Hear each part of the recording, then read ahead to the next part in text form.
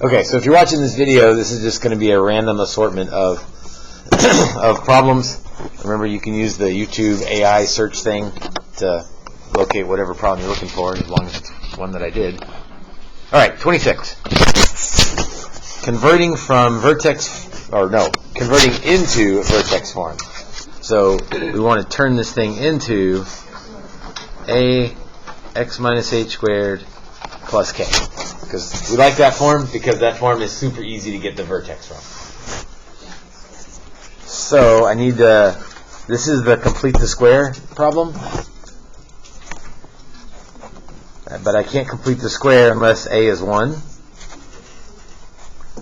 So job 1, I'm going to push 77 off to the side. Right? Remember, if we were solving, we'd move it over, but we're not really solving. We want to keep y by itself on the left. So I'm just going to move negative 77 kind of out of the way. And then I'll take a negative 2 from both of these. And I have to take whatever numbers on x squared, because I can't complete the square until a is equal to 1. So negative 2 out front. That leaves x squared plus 12x. Then I'm going to leave that blank there for the half it squared added thing. So move c out of the way, factor out a, and now we're ready to half it squared added. So half of b is 6. Square it, I get 36. So I'll add 36. And then here's the tricky part, right? Like, I wrote plus 36, but I didn't really add 36 to the right-hand side. What did I do to the right-hand side? I subtracted 72. So to counter that, I'll add 72. And I almost hope that feels weird, that writing plus 36 and plus 72 keeps the equation balanced. But it does, because we didn't really add 36. We subtracted 72 and then added 72. Kinley? Did you also just think of it as you're already adding the negative of half it square added to the other side, and then just multiply it by the outside number? Or would that be wrong? So think of it It's like you would definitely multiply it by this. That's negative 72. So if you were going to put it on both sides, you would put minus 72 over here. And then you can move it over and get plus 72. I don't think that's what you were saying, though. All right, we've done with the hard part. Now we've got to factor this, but it always factors with b over 2, so we're not really worried about that. Don't forget the negative 2. And then combine that stuff out there. And now we're in vertex form.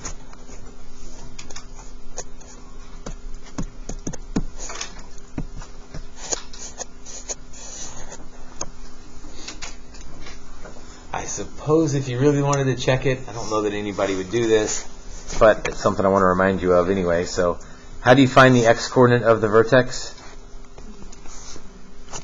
Negative b over 2a. Negative b, so negative 24 over 2 times.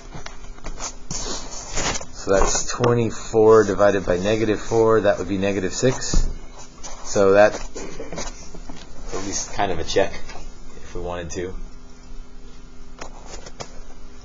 Got the x-coordinate right. All right, what else would you like to see from 1 through 26? Wait, real quick. Uh-huh. Would there ever be a situation in which you have one of these problems, but the number out front, there isn't, that you can't take out? So where we would end up with a fraction? Like if you had 3x squared plus 5x. Yeah. And then 97 out here. Yeah. So we wouldn't give you one of those, but you would still have to factor out a 3, because you have to take the 3 off of there. 5 over 3 is and you'd be left with 5/3. Yeah. And then you'd have to half it squared added on 5/3. Right. Yeah. So it would still work, it would just be really annoying. Yeah. Just picking off the list that I already had picked out.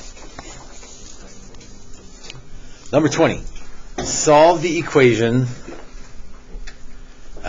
inequality, algebraically, graph the solution, and write the solution using interval notation. When it says graph the solution, what kind of graph are we going to have for number 20? A number line. How do you know it's a number line, not an XY graph? It's kind of a dumb answer to that. There's no Y's, right? I can't be doing an XY graph if there's no Y's. There's only X's. So this graph will be a number line graph. Okay, I'm going to move the 6 over.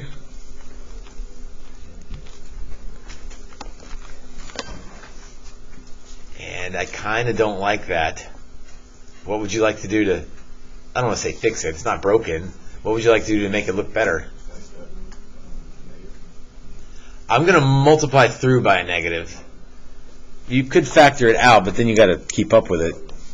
So I'm going to multiply both sides by -1. So 2x squared minus 13x plus 6. And then what do I need to be careful about? Got to flip the inequality. So small price to pay to get a positive a value there. Okay. Oof, does it factor? Who knows? Let's see. 1 and 2, 1 and 6, 2 and 3. Oh yeah, 6 times 2 would be 12, plus 1 would be 13. And it's all negative. So I think it will factor with 2x and x. I mean, it had to be 2x and x. And if I put the 6 across from the 2, then I've got negative 12x minus 1. Minus 1x. X equals 1/2, x equals 6. If you can't factor that, then go home, get on ChatGPT, and say, give me 1,000 factoring problems, because I don't know how. I don't know what to tell you. We're just going to factor all year long. And most of you are fine. Some of you still struggle, and you've got to figure out how to factor. Okay, so those are my zeros, but this is an inequality. We already said number line. So let's put them on a number line. Open circles or closed circles? Open. And then I need to figure out where to shade. And there's sort of 2 ways to go, 2 options. We can pick points on the interval, or we could just sketch the parabola and see what we have. Sketching way is easier, but you have to really know, you have to have a good conceptual understanding of what you're doing. The interval plug-in method takes longer, but it's more straightforward and easier to understand. So, which one do you want to see? The 1/2. The easier one? The easier one is sketch the parabola. Okay, well I said easier. I got to be careful on this one. Which parabola do I want to sketch? This negative one or the positive one? Okay, so that's fine. So we're looking at this line. So I want to know where my parabola is less than 0. Okay, but I need to sketch the parabola.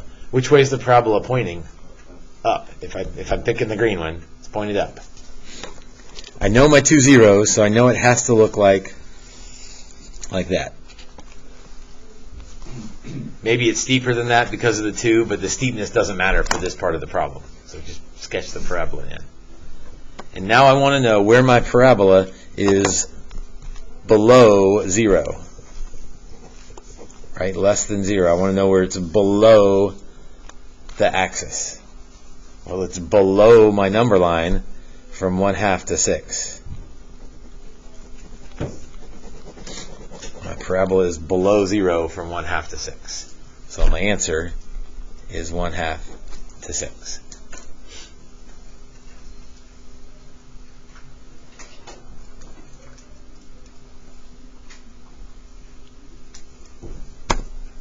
Are we okay with that? Why don't you just put 1/2 and 6?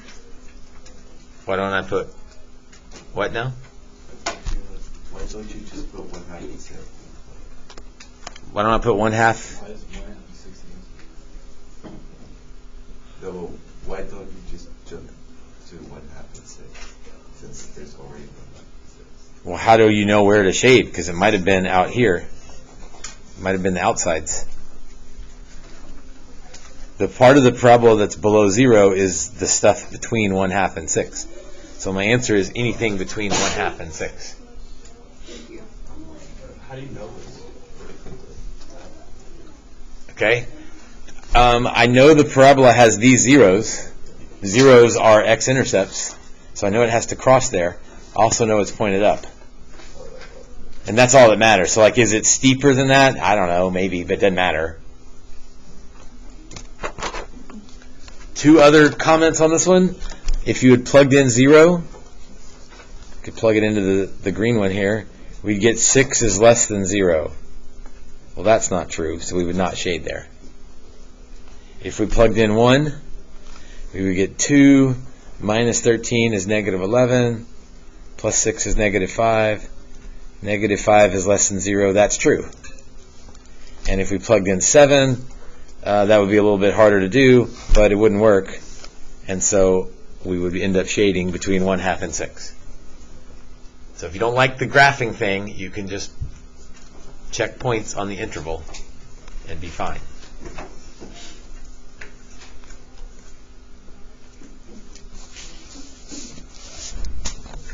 Do we need to do 17 or 18 while we're on the subject of inequalities? Yes. Do I need to do 17 or 18 while I'm thinking about inequalities? 18? Okay. I think 18 is easier than 17.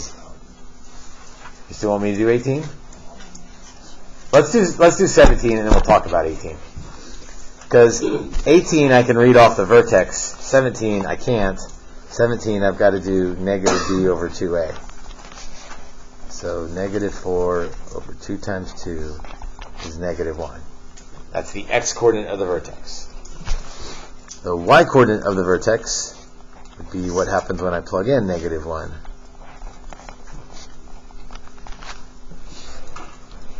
Surely we all know how to square negative 1 and then multiply by 2. So that would be negative 1 squared is 1, times 2 is 2. Negative 2 plus 5 is 3. So my vertex is at negative 1, 3. And then I know parabolas are usually 1, 1, 2, 4, 3, 9, right? Because x squared, x squared, x squared. You don't have to memorize that table. You just square the x's. Why is this one different? Yeah, I got to multiply the y's by 2. 318 is not going to make the graph. That's okay. So over 1 up 2 from the vertex, over 2 up 8, 2, 4, 6, 8. And obviously 318 is way off the graph. Dashed line or solid line for my parabola? Solid, because the equal sign. That kind of matches the filled in circle. There's more ink. I want to make sure that I include the line. And then am I shading above or below that line? Y is greater than means above.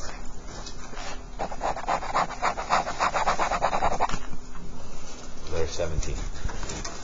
I guess while we're here, let's do 18. 18 is easier because I can just read off the vertex. Left 4, down 1. Careful with the grids on that one, or the 1/2 grid. Usually we go 1, 1, 2, 4, 3, 9. 2, 4, 3, 9. That's divided by 1/2. But, well, careful. You divide by 2 or multiply by 1/2. So negative 1/2, negative 2. Negative 4.5. Over 1, down 1/2. Over 1, down 1/2. Over 2, down 2. Again, the grid spacing is off, so be careful. Not off, just it's 1/2 rather than 1. And then I could even do 3, 4.5 on this one. Over 3. 1, 2, 3, 4.5. Oh, almost made a mistake there. What do I need to be careful about on a dotted line?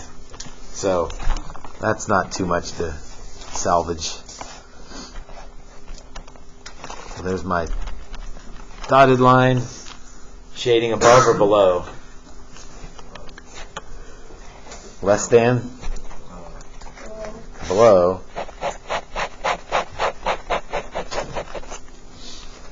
So that means anything in my shaded area would make that statement true. I can pick out any point in the shaded area, plug it in, and it will get a true statement.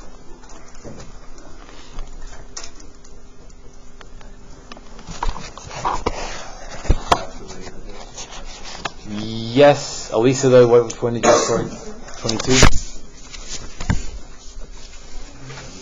22. Ooh, another one of those. All right, I'm going to move the 5x and the 4 over.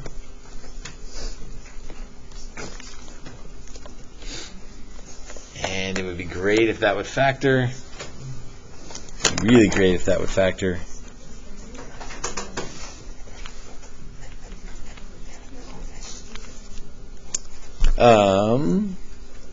I think I can get 8 and 3 make 5, so it'll factor. 2x and 3x. I want the 4 across from the 2. That gets me 8x. And 3x, I want minus 8x plus 3x. So yucky fractions. Negative 1/2 and 4/3. Negative 1/2, 4/3. Open circles. Lisa, you picked it. You want me to plot? You want me to check intervals, or do you want me to sketch the graph? Check intervals. I'm doing the number Yes, you could have used the quadratic formula, and you should eventually still land with those answers. Yeah. So that was a weird one. I thought I might have to, because the factoring looked kind of weird. So if you look at it and you can't figure out the factors, then yes, quadratic formula. Let's check 0. That'd be the easiest thing to check. And I'm going to check it into, I could check it in the original, I could check it in moved over, I could check it in factored form. Plugging in 0 is pretty easy. I'm going to check it in this form right here. So if I plug in 0, I get negative 4 is less than 0. That is a true statement. So yes, that interval works. Now, if you've done enough of these, you know that they almost always alternate. So if you're pressed for time, you assume it alternates, and you think it's no, yes, no, and you move on. But let's check to make sure. So I need a number bigger than 4/3. Careful. I need a number bigger than 4/3, so I need to use 1. I don't remember whose test it was, so apologies if it was yours. This was on the most recent test. Wait, was it? It might have been a calculus test. I think it was a calculus test. And they were doing, so they're testing intervals for different reasons, but they're doing the same thing where you put the zeros on and test intervals. So he got his zeros correct, or she, I don't know. And then they were going to check some intervals. So over here, he decided to check a couple different things, and I know why, because he was getting confused. He first decided to check 1. Why is that? Because 2 is 1. Because, yeah, that 1 should, you could check 1, that's fine, but 1 goes between 0 and 3/2. And so he got confused, and he bailed on checking 1, and then, this was great, he decided to check 1.5 over there. Why is that not a great? That is 3/2, and so then he was really confused. Then he did check 2, which was what he should have checked from the get-go. So be careful when you're checking things. Make sure they're on the interval that you're claiming that they're on. Again, calculus, so mistakes, goodness. All right, back to ours. So what's a number bigger than 4/3? 2. Definitely not 1. But 2 would work. Let's see. 6 times 4 is 24. minus 10 minus 4. 14 minus 4 is 10. Is 10 less than 0? No. So we would not shade there. We would shade the middle. And I'm going to trust it. The alternating thing is working here, so I will not shade that part. So negative 1/2 to 4/3. If you like the graphing method, which way is that parabola pointed, up or down? Up. And I want to know where my parabola is below 0. That happens down here. So negative 1/2 to 4/3. So check the intervals if you like. It's a little bit safer, maybe, but the graphing way is quicker if you can understand what's going on. When you use interval notation, but it's like the other shading both ends, do you use brackets when it's a solid dot, or? You would use brackets if the dots are filled in. Even if this one had an equal sign up here, the only thing it would change is filled in dots and brackets.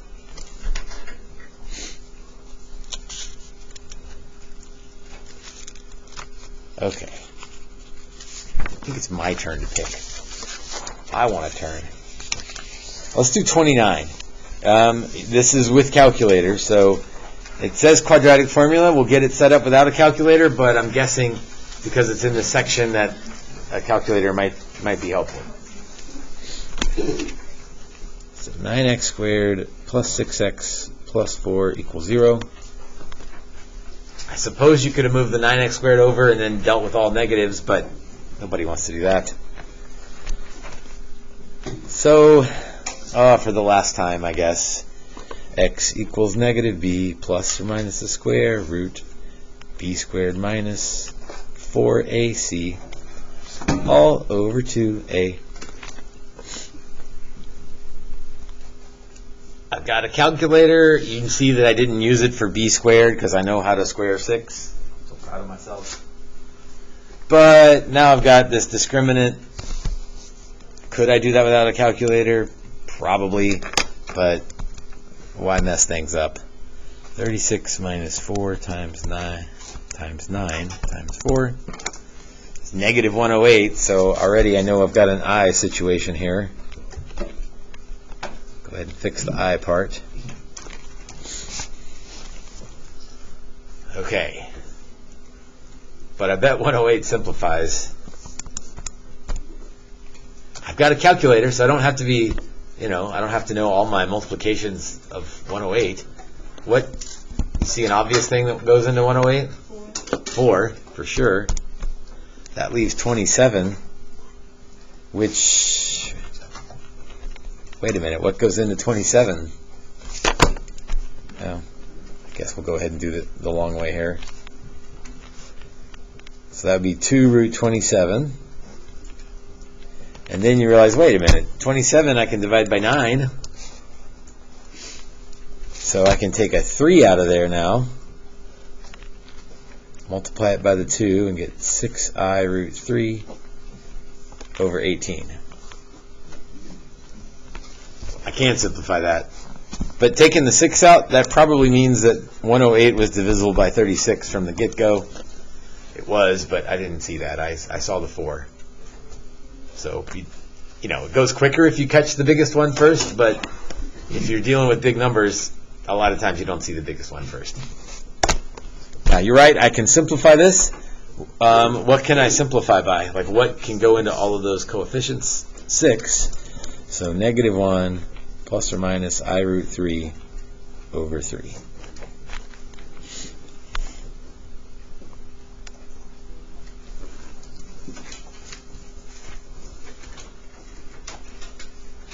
We skipped over the discriminant questions.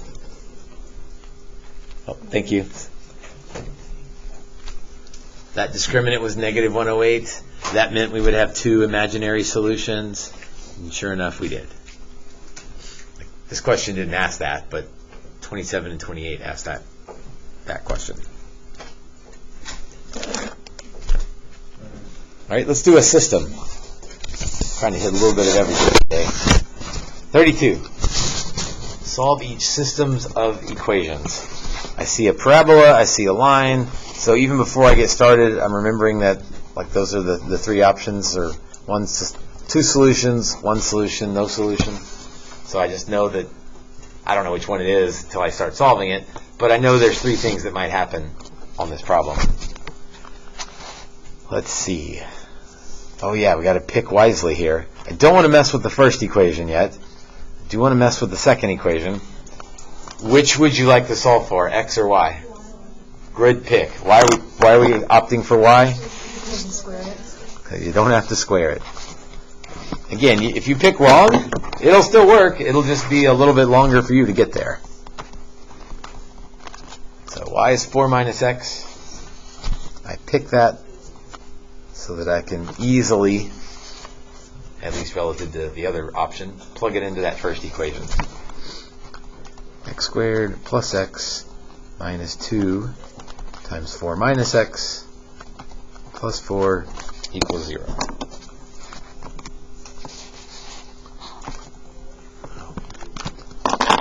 Here's part of why I picked this one. It had a negative 2 out front, so I need to be careful about distributing.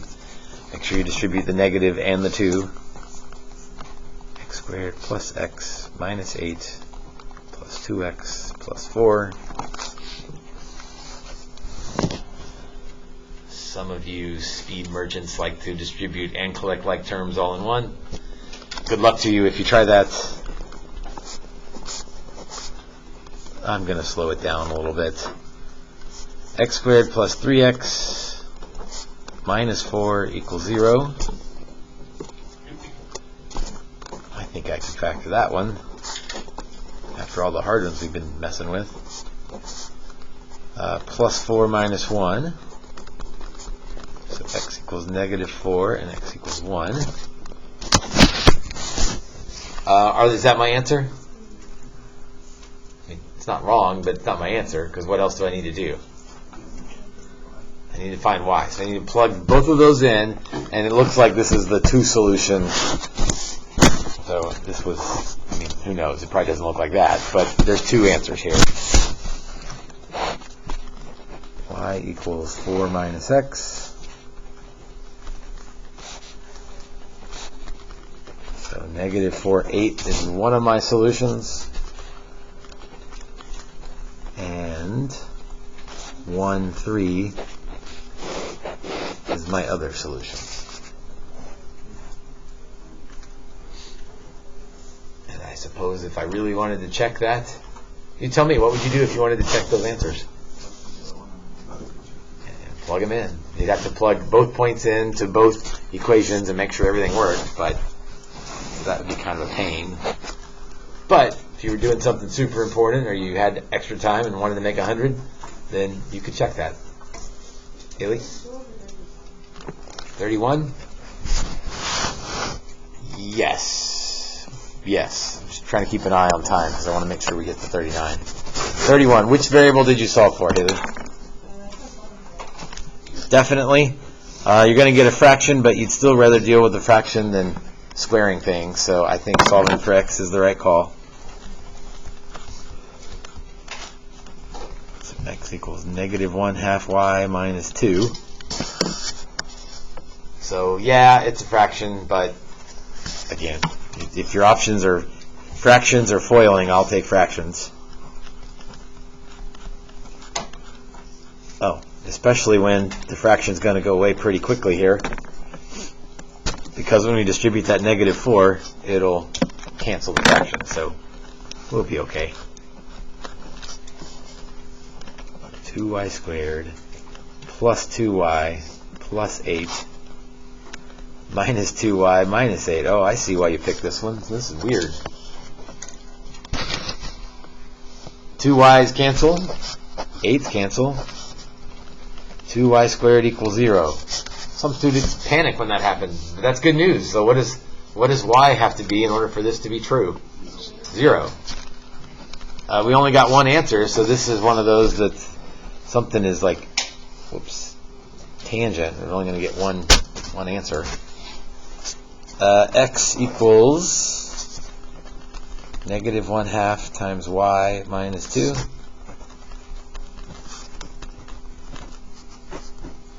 So they intersect at -2, 0. Feels a little weird because we usually get 2 answers, but we know that one answer is a possibility for these problems. Kenley. 33. Is this one that doesn't work? Could you do that?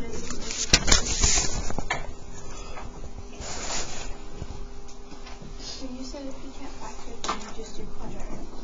Correct. So 33 might need the quadratic formula. Repeat and look at the answer and then know how to get there. 33 is no solution. So my guess is it doesn't factor.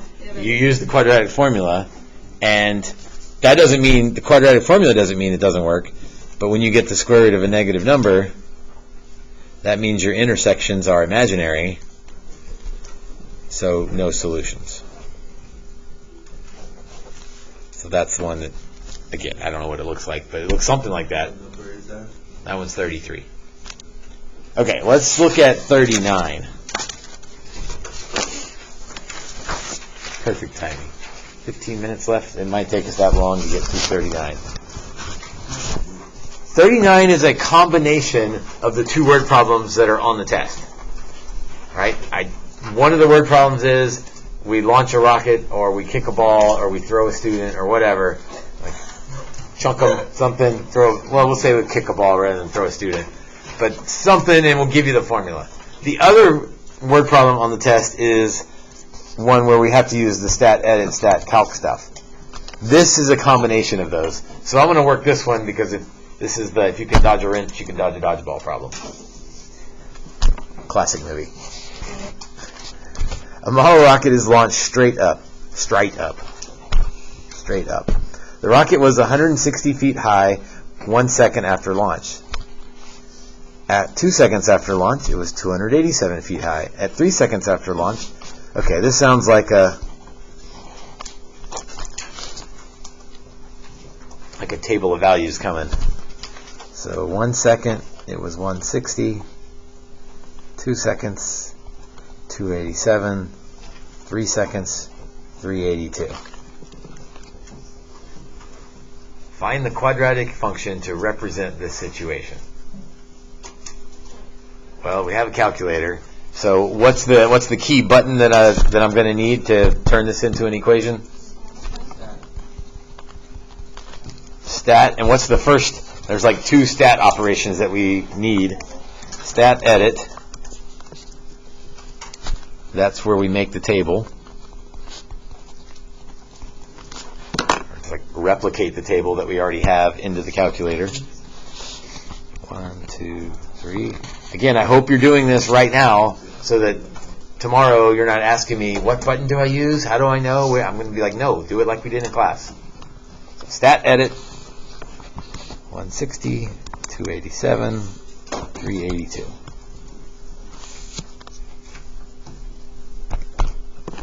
Get out of there, second quit. And then how do I make the calculator give me an equation? Stat, and again, that might be enough. You're like, oh yeah, there's calc. I want to calculate.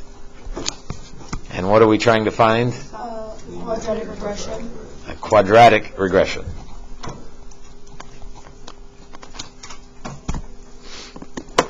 And given the fact that there's a whole bunch of questions coming, I'm going to put this in for Y1.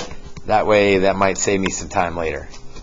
Don't have to do that, but I'm going to store that in Y1. Oh, there is one calculator that doesn't give you this option that's floating out there. Eli, do you have it? Yeah, You push on store red. Store the regression equation. Yeah, what do you push on that?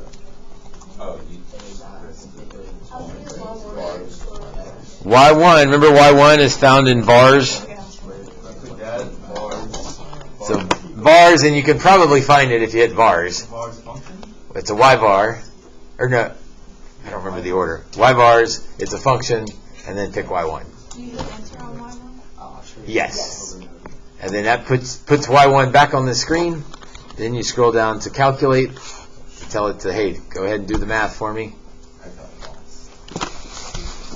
And my equation is negative 16x squared plus 175x plus 1. And it should have that in y equals for me, and it does.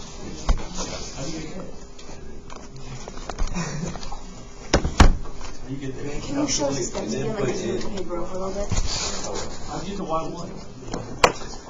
You hit y equals, top left. And if you didn't have it saved there, then you could type it in, no big deal. In fact, it might even look better if you typed it in, because you wouldn't have 15.99999999999 and 174.99999 and 1.0, so that might have been better to just type it in. Okay, how high was it when it was launched? So what's it asking there? How do I, you keep telling me 1, what is that? Time is 0. Yeah, when time is 0, y equals 1. Then we put 2.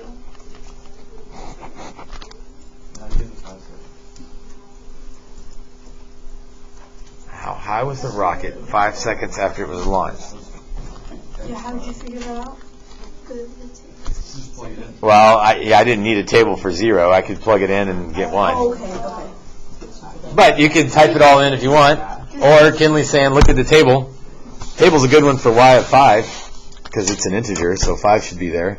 Is always a y-intercept? Or no? Yes. Yes. Yep. So y of 5 is 476, either from the table, or you could be fancy and do second graph, top right. 476 feet. What is the maximum height of the rocket? How do you know that? Okay, so you might be thinking that's the biggest number on the table, and it is the biggest number on the table, but that doesn't necessarily mean that's the highest point. You have to graph it. Because there might be, I don't know what's happening at 5.5 or 4.8. So where is the maximum height going to be? On the vertex. So you can kind of go, there's a couple ways. You could do negative b over 2a. That would get you the time of the vertex. Actually, both of these require vertex. But your calculator, if I do the graph, I got to mess with my window. Goodness, it's not even there. Could we just do it manually? I mean, that's not a bad way to go. When I do negative b over 2a, is that going to give me the height or the time? Because it's x equals negative b over 2a. That's going to give me the time. I don't know that it's on the table. Is negative 175 over 2 times 16? That's not 5. It's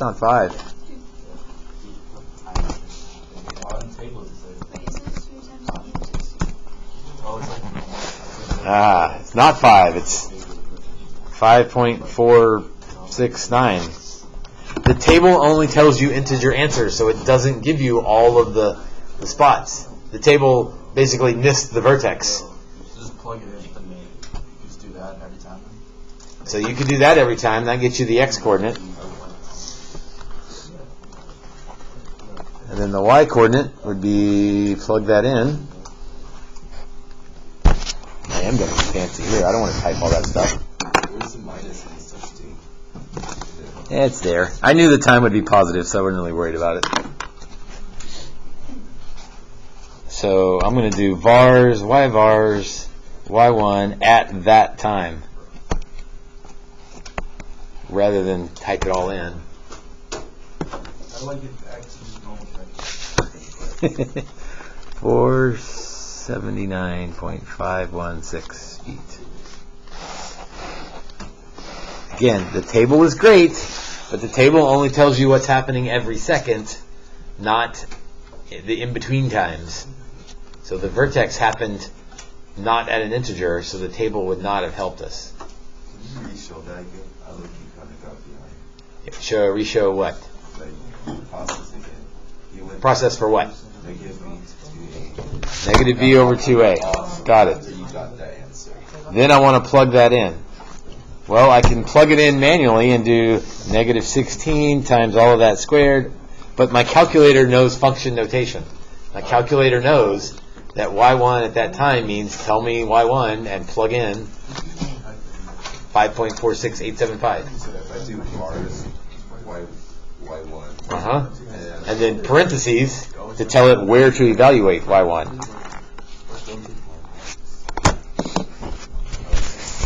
When does it hit the ground? What will I be looking for it to hit the ground? So that would be the height equals 0.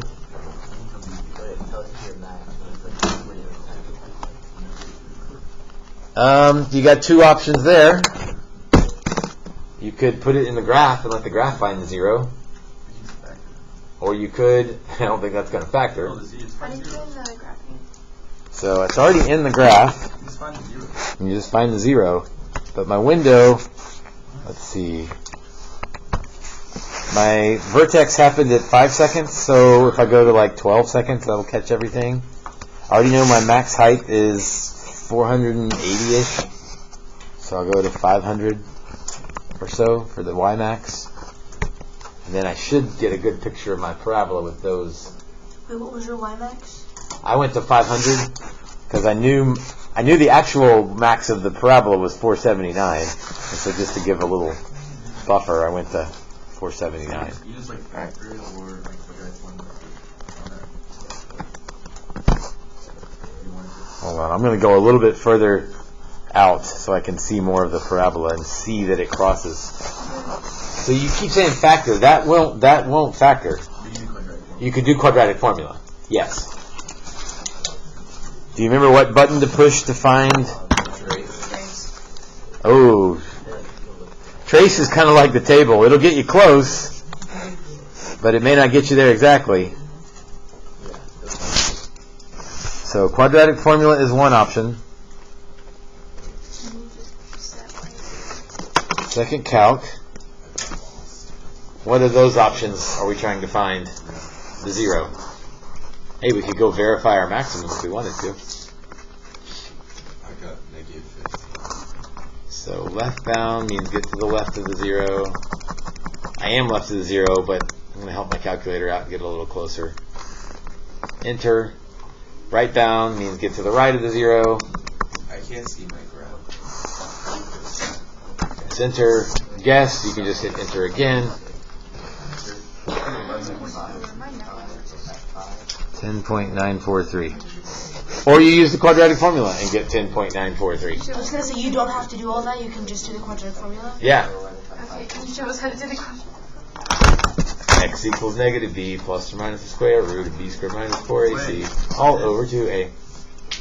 That's so And that would give you the same. That would give you two answers. It might give you a weird answer over here, right? So you can't have a negative. But that wouldn't make sense.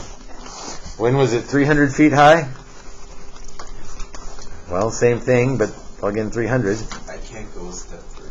So if we did the quadratic formula, would we get some sort of fraction? I mean, you would, but you would put it in the calculator to get the decimal. Okay. So if you just put it in as a fraction, you timed wrong? I don't know that'd be wrong, but I want 3 decimal places, so. Okay. And then here's the same thing. I would probably quadratic formula that. There's a way to do it in the calculator, but Bless you. probably easier to just do the quadratic formula again. X equals negative b plus or minus the square root of b squared minus. This is awful, but that's why you have a calculator. You'll get 2 answers, but only one of them will make sense. No, actually, no. When it's 300 feet high, you might get 2 answers that make sense.